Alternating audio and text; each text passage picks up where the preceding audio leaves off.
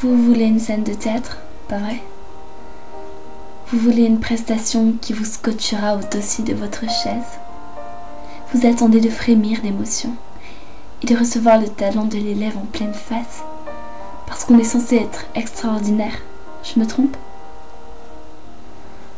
Pour être tout à fait honnête, je n'ai pas le bagage d'idées nécessaires pour vous jouer une scène d'improvisation qui bouleversera des vies. J'ai pas tout à fait le culot de m'avancer sur le devant de l'estrade pour vociférer un texte qui vous touchera jusqu'au bout des doigts. De toute manière, j'ai rien préparé. J'ai essayé d'écrire des phrases, mais ma gomme était plus forte que les mots, et je n'ai pas pu laisser un crayon vous lâcher tout ce que j'avais dans les entrailles. Alors j'arrive avec cette feuille de papier, aussi vite que vos âmes. Je ne sais même pas par quelle force vous avez d'ailleurs réussi à me faire venir à cet endroit du sol, en front à vos dizaines de têtes moqueuses et enfantines. Mais puisque je suis là, je vais quand même vous raconter quelque chose. Je ne suis pas très douée pour épiloguer sur un semblant de vie qui ne m'attire même plus. J'ai pas envie de vous faire pleurer avec mes histoires d'adolescentes écorchées, et je pense que de toute manière, même des oignons ne pourraient vous aider à avoir de la compassion pour moi. Alors je vais parler sur vous. C'est nettement plus inspirant comme thème. J'ai pas besoin de vous faire un discours. Je n'ai aucune envie de vous cracher des mots qui ne feront que s'effacer à travers la froideur de vos ricanements. Vous vous doutez bien que c'est pas joyeux tout ça. Mais je suis pas dans le même trip que vous, alors je vais pas vous rabaisser. Je vais pas non plus vous énumérer toutes les choses qui m'ont poussé à laisser du sang couler le long de mon bras.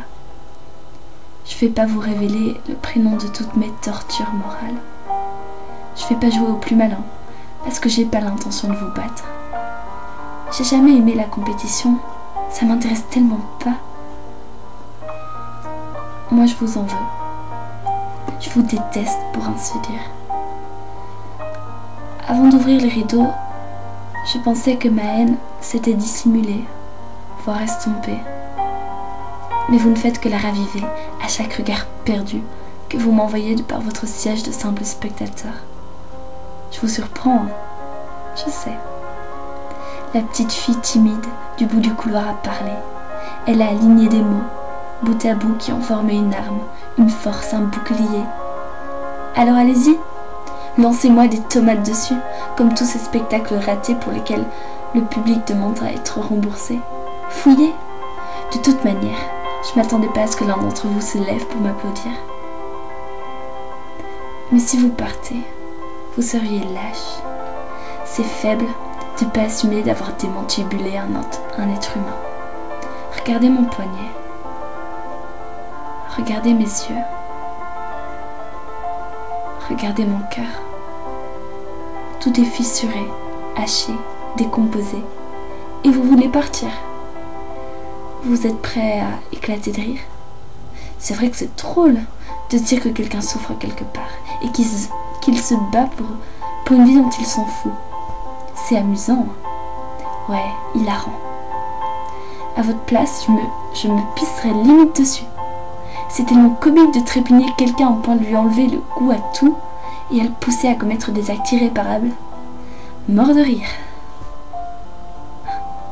De toute manière, vous ne serez jamais désolé. Ça se voit dans vos yeux. C'est dommage de se dire que l'humain est tant mauvais. Ça en devient ridicule. Et puis, je vois déjà l'histoire venir.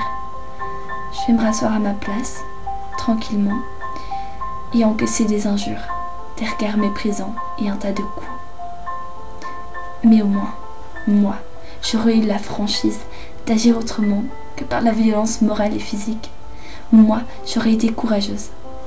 Et je suis pas sûre qu'un seul d'entre vous aurait su faire le quart de tout ça. Vous me décevez. Je pensais qu'on vivait dans une génération plus mature. Mais je me suis fait des idées. Vous comprendrez jamais tout ce dont je vous parle à présent, parce que vous êtes enfermés dans vos préjugés. et que ça vous coupe toute poussée de réflexion et d'intelligence. Alors j'ai plus qu'une chose à vous dire avant de terminer. Dans cette histoire, c'est vous qui êtes le plus à plaindre. Et je suis pas sûre que s'acharner de la sorte contre quelqu'un vous permettra de réussir votre vie et vos études avec distinction.